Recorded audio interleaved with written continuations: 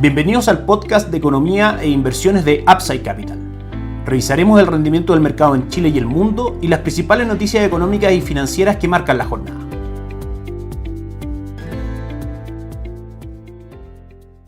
Soy Ramiro Galeano, fundador de Upside Capital. Hoy día 6 de agosto del año 2021. Les doy la bienvenida a la edición de hoy de Mercados en Upside Capital, podcast diario de comentarios respecto al rendimiento de las principales plazas bursátiles y las noticias que marcan la jornada en todo lo referente al mercado de inversiones tanto en Chile y el mundo. Día de sorpresas en el mercado local. El mes de julio anota fuerte incremento de un 0.8% y la inflación a 12 meses salta a su mayor nivel desde marzo del 2016. El IPC anotó su mayor avance mensual desde octubre del 2019 y acumula una subida del 2.8% en lo que va del año y de un 4.5% a 12 meses. La cifra más preocupante de todas las mediciones, dado que la meta del Banco Central es un 3%, con un rango de tolerancia entre el 2 y el 4 en 12 meses. Por primera vez desde hace bastante tiempo, tenemos a la inflación por sobre el rango meta del Banco Central.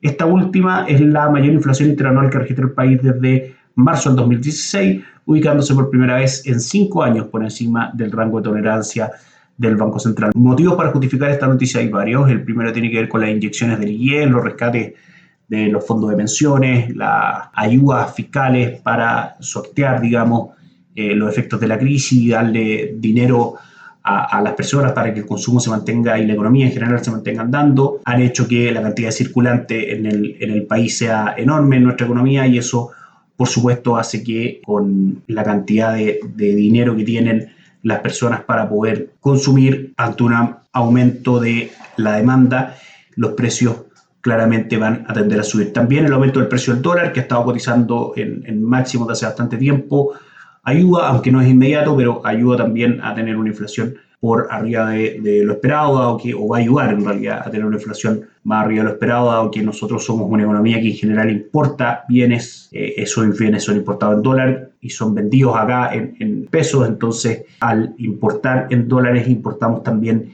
inflación en ese sentido.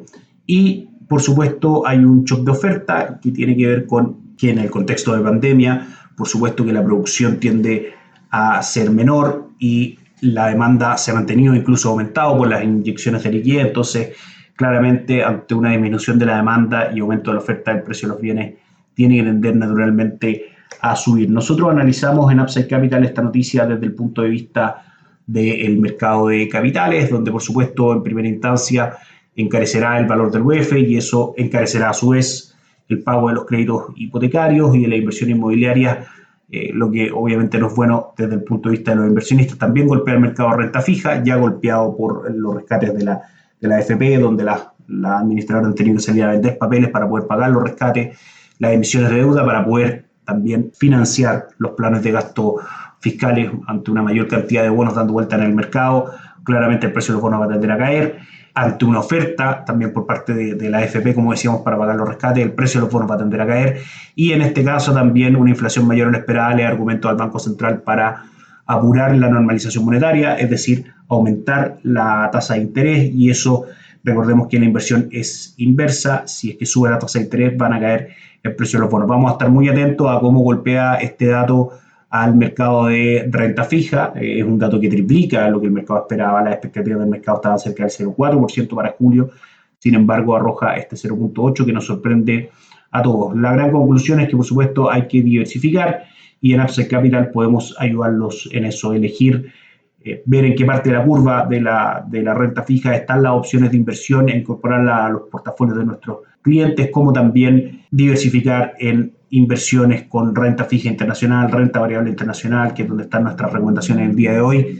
Podemos hacerlo nosotros en Upside Capital de una manera objetiva, sin sesgo y con una mirada global. Así que déjenos sus datos en www.upsidecap.cl y los ayudamos en eso. El mercado local, ayer la bolsa tuvo un buen desempeño, ayudada por el buen desempeño también de Sokimich y la tendencia alcista en el exterior. El IPSA anotó su segundo día de ganancias, cerrando con una utilidad del 0.69, alcanzando los 4.240 puntos. Dentro de las 30 acciones que componen el índice, Sokimich quedó en primer lugar con un 2.7 y LC, Inversiones en la Construcción, con 2.24 y Banco de Chile subiendo un 2.18. En la parte baja de la tabla, CAP retrocedió ayer un 3.26%. También se informó que las AFP realizaron nuevamente desinversiones de acciones en el mercado local, contemplando así 4 meses seguidos con más ventas que compras de este tipo de activos, y la ausencia de la AFP ha sido clave, por supuesto, para el fuerte castigo de la bolsa local, los que tienen a un puñado de papeles cotizando en sus mínimos históricos. También dentro de nuestro portafolio sugerido,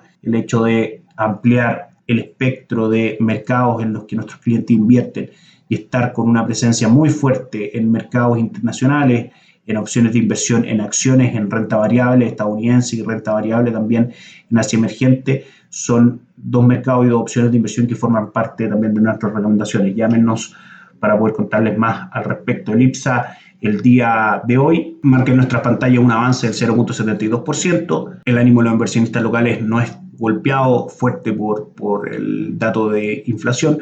Sube hasta ahora con fuerza el índice local, destacándose las acciones de Sokimich B un 2% arriba y de Banco Santander un 1.55%. Dentro de las caídas más grandes a esta hora tenemos a Parque Arauco, que cae un 3%, CAP un 1.44% y Mall Plaza cae también un 1.4%. Respecto al dólar, el día de ayer la divisa norteamericana se elevó 4.4 pesos frente al peso nacional, alcanzando los 779 al cierre, su mayor nivel desde el 21 de octubre del año pasado. La divisa ha subido 43 pesos en un mes, de los cuales casi 19 corresponden a esta semana. El peso también se vio presionado por el cobre, que nuevamente sufrió una caída en la Bolsa de Metales de Londres, donde se dio un 0.78 a 4,27 dólares la libra de cobre. A esta hora, en nuestras pantallas aquí en Upside Capital, el dólar peso cotiza en niveles bastante altos, 787, como dijimos, luego de superar la primera resistencia que estaba cerca de los 775. Ya no hay mucho obstáculo de aquí en adelante para las cotizaciones de la moneda verde, buscando obviamente como objetivo, ya mirando de manera definitiva, los niveles de 800 como próxima resistencia. Gráficamente no hay grandes resistencias que ir a superar antes de llegar a los niveles de 800. El cobre también le da una mano al dólar, cotizando a esta hora en 4.35 dólares la libra de cobre en la Bolsa de Metales de Londres. Si bien ayer tuvo una caída, terminó cerrando en niveles de 4.27, como dijimos, y hasta ahora cotiza en 4.35. Las cotizaciones en general respetan la tendencia bajista que ha traído el cobre desde finales del mes pasado, finales de julio, donde tocó máximos de corto plazo en 4.63 y luego eso ha venido cayendo de manera sostenida y no ha dado señales técnicas de romper esta tendencia de corto-mediano plazo. Donde sí hubo buenas noticias fue en los mercados extranjeros. Sorpresa para las cifras en el mercado laboral de Estados Unidos. Veníamos desde el día miércoles comentando que hoy día íbamos a conocer la creación de empleo en agrícola y varios datos más importantes que los inversionistas miran en general. ¿Por qué los miran? Básicamente porque el 70% del PIB de Estados Unidos, que es la economía más grande del mundo, se compone de consumo interno, de manera que la capacidad que tenga esa economía de generar nuevos puestos de trabajo es sumamente importante y es muy analizada en detalle por los inversionistas. El ingreso por hora en Estados Unidos aumentó un 0.4%, se esperaba que aumentara solamente un 0.3%, es decir, supera las expectativas del mercado. También supera las expectativas del mercado la creación de empleo en agrícola. Se esperaban 870.000 puestos nuevos de trabajo, sin embargo la economía de Estados Unidos es capaz de crear 943.000 puestos nuevos de trabajo. Y también la tasa de desempleo, si bien se esperaba fuera un 5.7%, resulta solamente un 5.4%. Así que una muy buena sorpresa desde el punto de vista económico y del mercado laboral en Estados Unidos. El día de ayer las bolsas terminaron positivas esperando este dato. El Dow Jones subió un 0.8%, el S&P un 0.6% y el Nasdaq subió un 0.8%.